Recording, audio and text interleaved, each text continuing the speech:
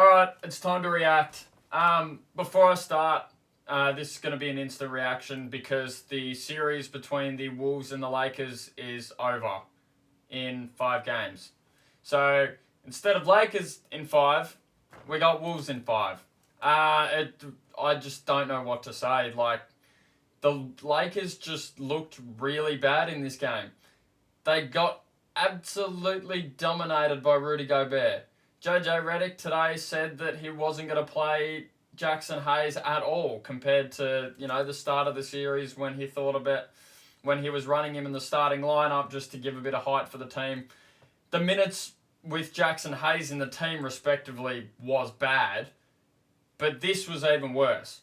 You let Rudy Gobert, a player who, for me, honestly, I don't credit Rudy Gobert very much because when he got the ball in his hands most of the time, it looks awful. And today, it looked awful. In the spurts that there was actually pressure put on Rudy Gobert when he had the basketball, he didn't know what to do. But you let this guy put 27 and 23 rebounds on your squad in a team where you've got arguably the greatest player of all time and Luka, who's, one of the best players in the league right now. Just because you had no height. And Anthony Edwards played by far his worst game of the series, and they've still somehow managed to pull it out pretty convincingly in the end. I think the Lakers led by 1 point at some point in the third quarter, and then other than that, they didn't have any lead. It was really that bad. Nikhil honestly didn't play great. To be honest, I don't think both teams played great basketball today. Luka went out with that back thing, had a decent third quarter considering he had the back issue in the second quarter. LeBron played okay, but for LeBron standards in a closeout game, we're all accustomed to LeBron being that guy in a closeout game. We couldn't expect it from him every game. I understand that wholeheartedly. He had 30-something last game and 38 the game before. So we can't expect that from a 40-year-old LeBron James every game. But we needed more than what we got. Because Luka had a bad day. LeBron had a bad day. Nobody outside of those two could shoot the ball. Dorian Finney-Smith, I think, hit one shot in the third quarter, which was respectively a pretty big shot. But in the grand scheme of things, meant absolutely nothing. Rui Hachimura was by far their best player today. He was assigned to his role. He did absolutely everything that he did. I think he finished with 20-odd points. He didn't seem to miss a jump shot whenever he took one. And he was fighting, as bad as the offensive and defensive rebounds were for the Lakers today, he fought for the ball. And that's sort of all you can ask for him. I just realised my mic's over here. This is why we don't do instant reactions, because this sort of stuff happens. It was unmuted, thank God. But anyway, it's hard to watch. Rui, hats off to you, played a phenomenal game for his standards, but it wasn't enough for the Timberwolves, where Rudy Gobert was the star player. I never thought I was going to praise Rudy Gobert so much for the offensive side of the ball in my whole entire life. But here we are. It's NBA basketball. I suppose they're all professional athletes. It's just insane, man. It was a great game, to be completely honest. I think it was scrappy more than anything, but makes for a good game when both teams are scrappy and it's not just one team absolutely blitzing the other. Yeah, there's a lot to look at for the Lakers now. I don't know where the Lakers go from here, to be completely honest. It's LeBron. We know LeBron's not far away. And to be honest, when LeBron went down with that injury in the fourth quarter today, I didn't know if we were going to see LeBron on a basketball court ever again for half a second.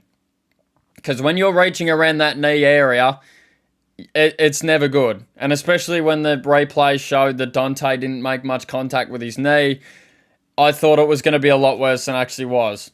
Thank God that he come back into the game 4 minutes later. But by then, the damage was done. Julius Randle had a hell of a game today.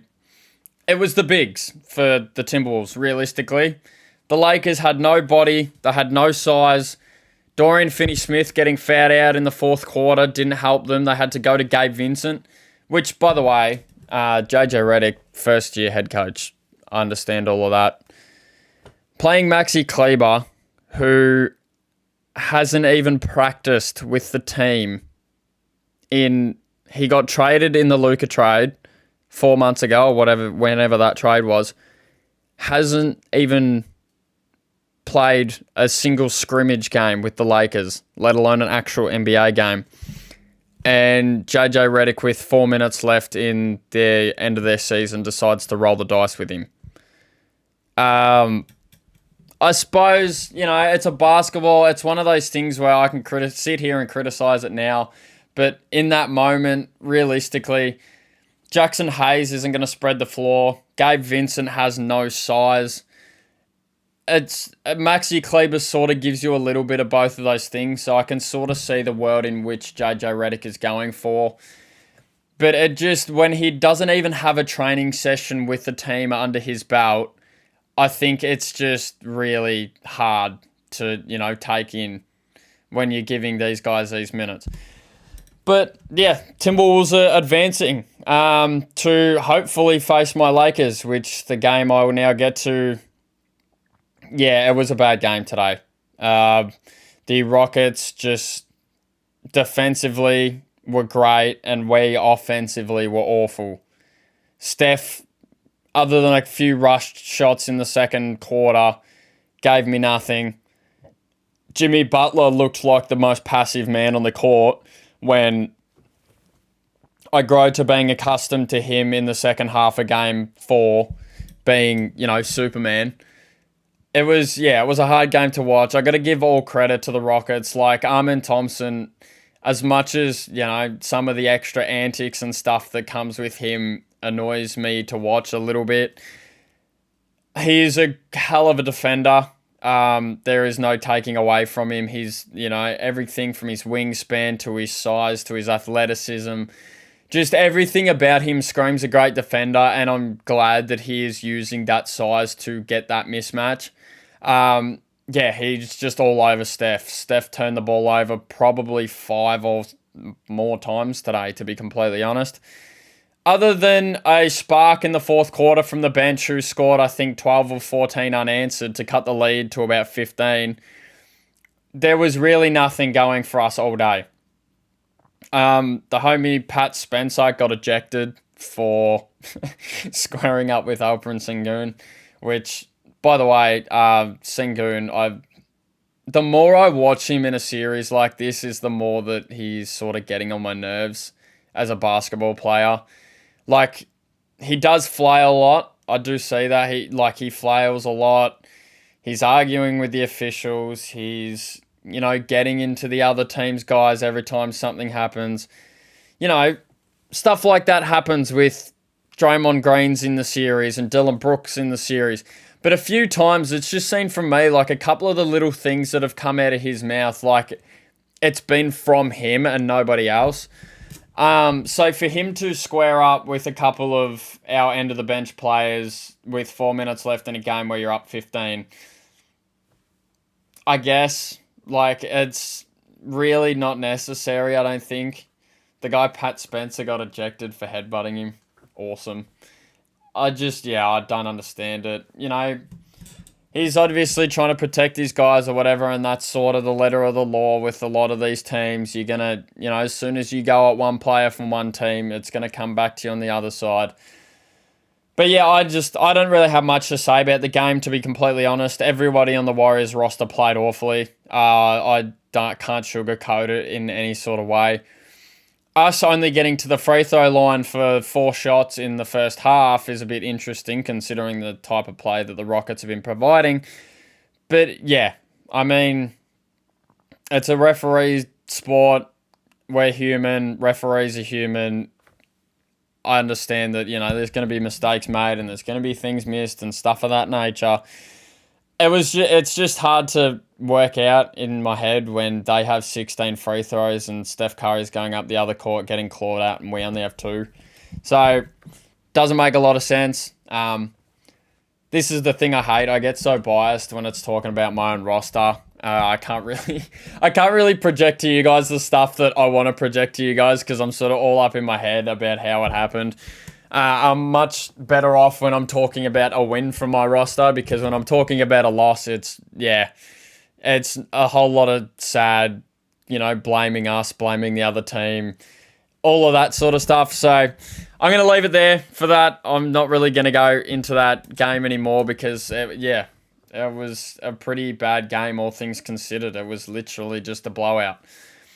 All signs point to Game 6, going back to San Francisco. Anything can happen, but I'm confident in going back home. I think with Jimmy Butler and Steph Curry in your team, you can get 2. Like 1 out of the next 2. I think we got given 3 chances at it. If we don't take 3 chances at it against a young Rockets team, I don't know what to say.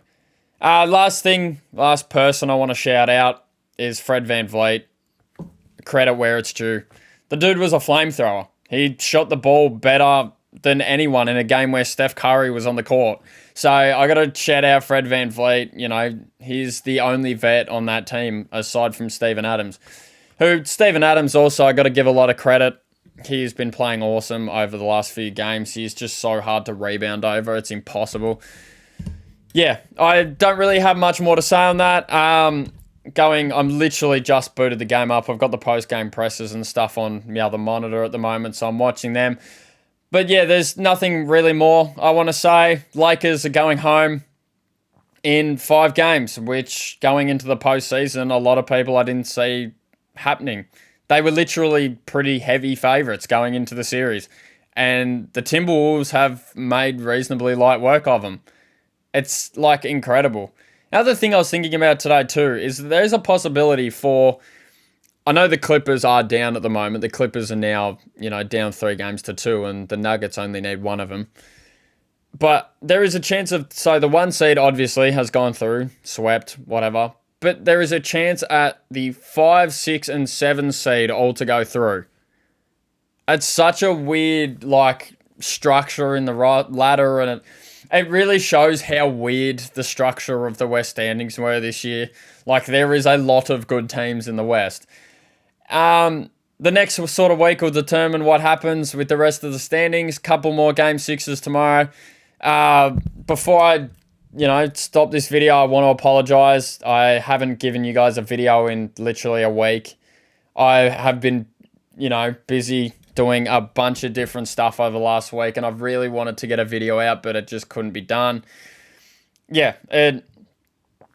I'm back to consistent videos now. I'm going to give them to you guys. I'll be back tomorrow with 2 more Game 6s. I think there'll be a couple more closeouts. To be honest, I didn't really miss anything. Magic got eliminated. Celtics were going to go through. The only thing I really did miss, and sort of if I get the chance in a split day or something, and touch on that Pacers-Bucks series, because that was a hell of a series. Bucks going through in 5 games. Oh, Pacers, going through in 5 games. Incredible. Damian Lillard tore his Achilles, but 5 games is 5 games in a playoff series. Can't really complain too much. That's everything. Thank you guys for all the love on the videos recently. I'll talk a lot more about all this sort of stuff when I get my thoughts together and rekindle and whatever. As I said, this is just literally a 1 take. I'm getting the video out to you guys right now. As soon as I stop this recording, it's going out to you guys. So, I just want to say thank you to you guys for the love recently. I've been getting a couple of comments which I've gone to respond to you guys, which, interacting with you guys makes this so much better for me. So if you guys can continue to interact in the comments, that would be awesome. There is so much love on the videos recently that people have been viewing, and it's awesome for me to see, and I'm going to continue to do this. Thank you guys. I will see you guys tomorrow. A couple more Game 6s, the Clippers series and the Detroit series.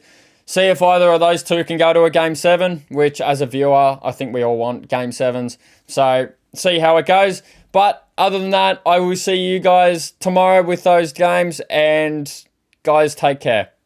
Thank you guys.